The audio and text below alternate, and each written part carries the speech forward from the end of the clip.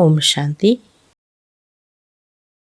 5/11/25 பாபா நினைவிருக்கின்றதா? இன்னைக்கு பாபா மகா வாக்கியத்தில் சொல்கிறாங்க.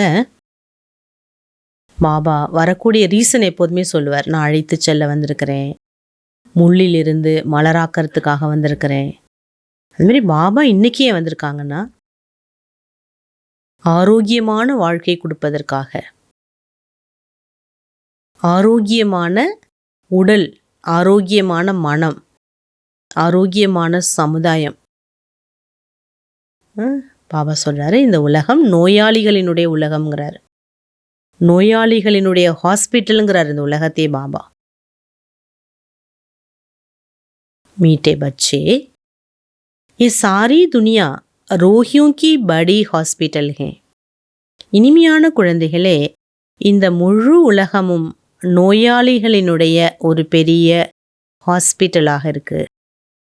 பாபா ஏஹே சாரி துனியாக்கோ நிரோகி பனானே. இந்த முழு உலகத்தையும் ஆரோக்கியமான ஒரு உலகமாக மாற்றுவதற்காக பாபா வருகை புரிந்துள்ளார். क्वेश्चन, कौन सी स्मृति रहे तो कभी भी मुरझाइस व दुखी लहर नहीं आ सकती. எந்த ஒரு நினைவு நமக்கு இருந்ததேயானால் எப்பொழுதுமே எந்த ஒரு கவலையோ துக்கத்தின் ஒரு தாக்கமோ வரவே முடியாது. சோர்ந்து போகிறது, டயர்டாகிறது, மனசு சஞ்சலமாகிறது, இதெல்லாம் எந்த ஒரு நினைவு இருந்தா இந்த மாதிரி விஷயமே நம்மக்கிட்ட வர முடியாதுங்கிறார். अभी हम इस पुरानी दुनिया, पुराने शरीर को छोड़ घर में जाएंगे, फिर नई दुनिया में पुनर्जन्म लेंगे. இந்த பழைய உலகத்தையும் இந்த பழைய சரீரத்தையும் நாம் விட்டுவிட்டு வீட்டிற்கு சென்று விடுவோம். மீண்டும் புது உலகத்தில் வருகை புரிவோம். இந்த நினைவு நமக்கு இருந்தது என்றால் மனச்சோர்வு என்பது வரவே முடியாதுன்னு சொல்றார் பாபா. हम अभी राजयोग सीख रहे हैं राजाई में जाने लिए. நம்ம ராஜயோகம் கற்றுக்கொள்வது எதற்காக? ராஜ்யம் செல்வதற்காக.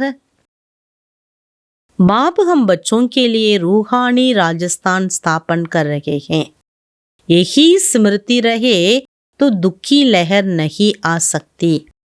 பாபா எனக்காக ஆன்மீக ஒரு ராஜஸ்தானை உருவாக்கி கொண்டிருக்கிறார். ராஜ்யம் செய்வதற்கான இடம் ராஜஸ்தானை உருவாக்கி கொண்டிருக்கின்றார் என்ற நினைவு எப்பொழுது நமக்கு இருந்து கொண்டே இருக்குதோ அதுவரை துக்கத்தின் அலையை இந்த நினைவு நமக்குள் வரவிடாது. ஆனால் நம்ம ரொம்ப ரொம்ப அட்டென்ஷன் கொடுக்கணும். பாபா எதுக்காக இந்த பூமிக்கு வந்திருக்கார், எனக்காக என்ன செய்கிறார். ஓம் சாந்தி. துமி ஹோ மாதா பிதா, துமி ஹோ பந்து சகா, துமி ஹோ. இவ்வளோ காலங்கள் நம்ம தாயும் நீங்க தான், தந்தையும் நீங்க தான், எனக்கு எல்லாமே நீங்க தான்னு புகழ் பாடணும். ஓம் சாந்தி. கீத் கோய் தும் பச்சோं के लिए नहीं है. பாபா சொல்றார், இந்த பாடல் குழந்தைகளுடையது இல்லை, உங்களுக்காக இந்த பாடல் இல்லைங்கிறார் பாபா. நயே நயே கோ சம்ஜானே கே லியே. புது புது குழந்தைகள் வராங்க இல்லையா பாபாட்ட, அவங்களுக்கு புரிதல் கொடுப்பதற்கான பாடல் இது. ऐसे भी नहीं कि यहाँ सब समझदार ही है.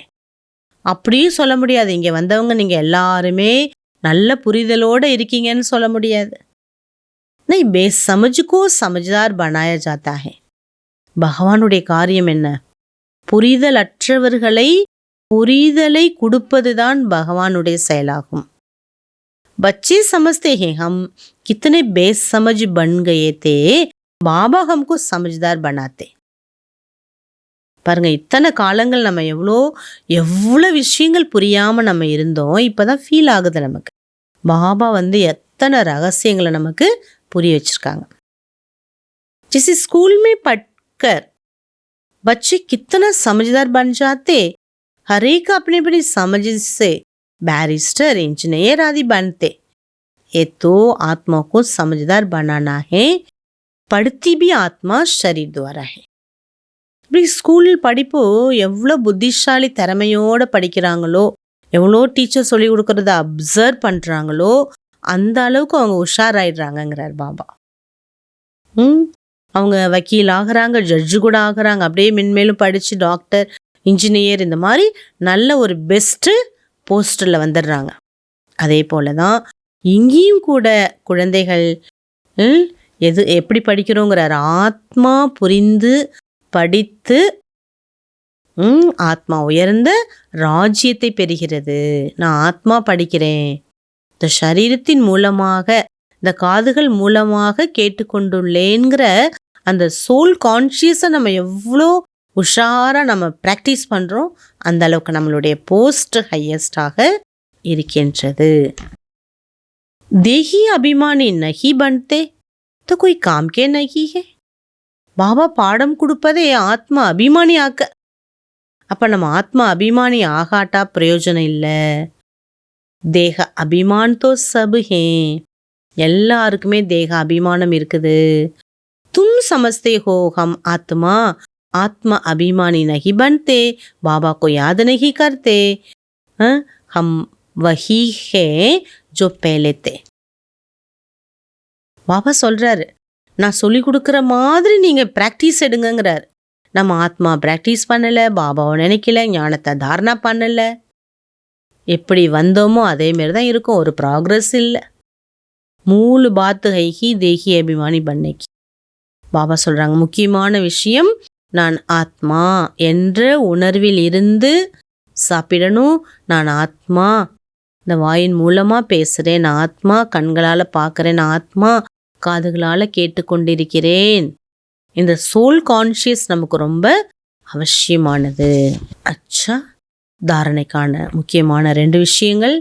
முதல் விஷயம் பாபா சொல்கிறாங்க, जिससे बाप सदैव आत्मा अभिमानी के ऐसे आत्मा अभिमानी रहने का पूरा पूरा पुरुषार्थ करना है. எப்படி பாபா எப்பொழுதுமே ஆத்ம உணர்விலேயே இருக்கின்றாரோ அவ்வாறு நாமும் இருப்பதற்கு முழு முயற்சியை எடுக்க வேண்டும். एक बाप को दिल से प्यार करते करते बाबा के साथ घर चलना है.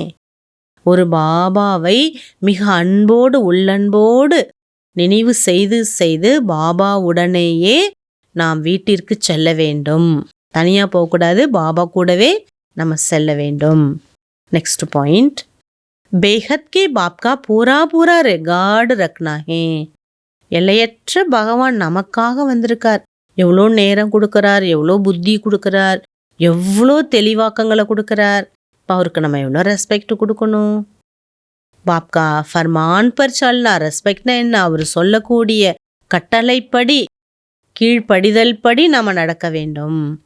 பாப்கா பேலா ஃபர்மான், பாபோட முதல் கட்டளை, பச்சே அச்சி ரீதி பட்கர் பாஸ் ஹோ ஜாவோ.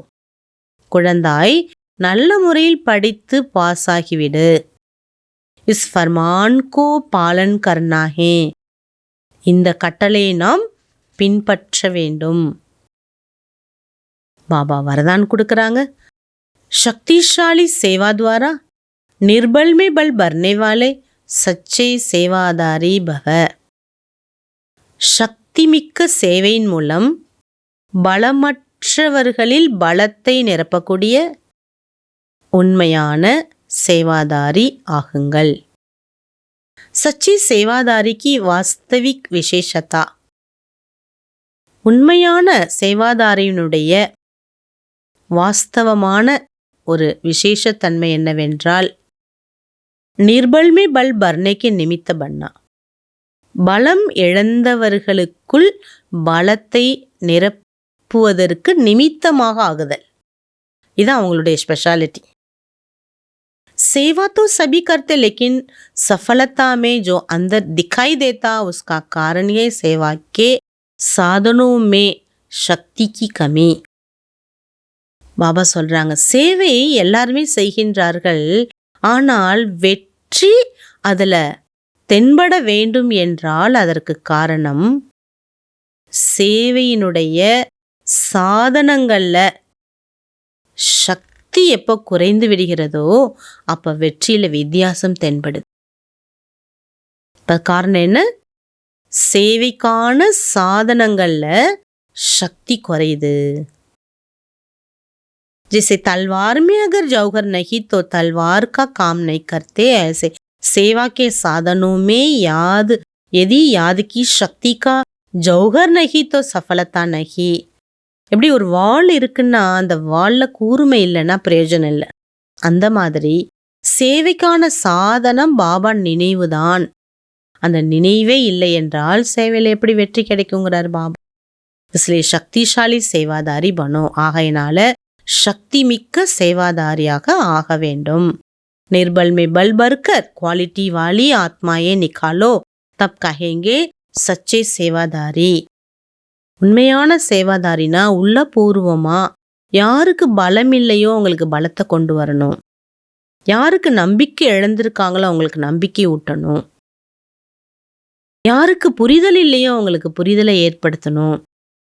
இப்படி சக்தி மிக்க ஒரு யோகத்தை நம்ம செய்து சேவா பண்ணணுங்கிறார்.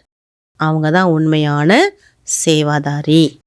பாபா ஸ்லோகன் கொடுக்குறாங்க. हर परिस्थिति को उड़ती कला का साधन समझकर सदा उड़ते रहो. ஒவ்வொரு பிரச்சனையையும் பறக்கும் கலைக்கான சாதனம் என்று புரிந்து சதா பறந்து கொண்டே இருங்கள். கீழே இறங்கிடாதீங்க, நின்றுடாதீங்க, விழுந்துடாதீங்கிறார் பாபா. அவ்யக்த இஷாரா அஷரீரி விதேகி ஸ்திதியினுடைய அபியாசத்தை அதிகப்படுத்துவதற்கான பாயிண்ட்.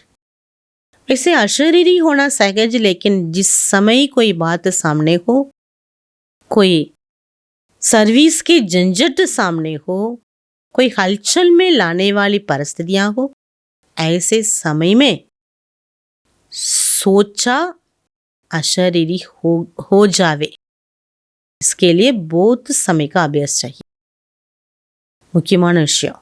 எப்படி அஷரீரி ஆகிறது ரொம்ப ஈஸி. ஆனா எவ்வளவு நேரம் எப்படிப்பட்ட விஷயம் நம்ம முன்னாடி வருது அதை பார்க்கணும். இப்போ ஏதாவது ஒரு தொந்தரவான ஒரு சுச்சுவேஷன் நம்ம முன்னாடி வருது, டிஸ்டர்பன்ஸாக இருக்குது நமக்கு, இல்லை ஏதோ ஒரு குழப்பம் மனசில் வருது, முடிவு எடுக்க முடியல, ஏதோ ஒரு பிரச்சனை கஷ்டங்கள் வருது. அந்த நேரத்தில் நீங்கள் நினைச்ச மாத்திரத்தில் அஷரீரி ஆகிவிட வேண்டும். அதற்கு அதிக கால பயிற்சி தேவை. இல்லைன்னா அந்த பிரச்சனை பிடிச்சி இழுக்கும். सोचा और करना साथ साथ चले तब अंतिम पेपर में पास हो सके. நினைச்ச மாத்திரத்தில் நீங்கள் அதை செஞ்சிடணும், அந்த ஸ்திதியை உண்டாக்கிடணும். அப்பதான் கடைசி பேப்பரில் நீங்கள் பாஸ் ஆகுவீர்கள்.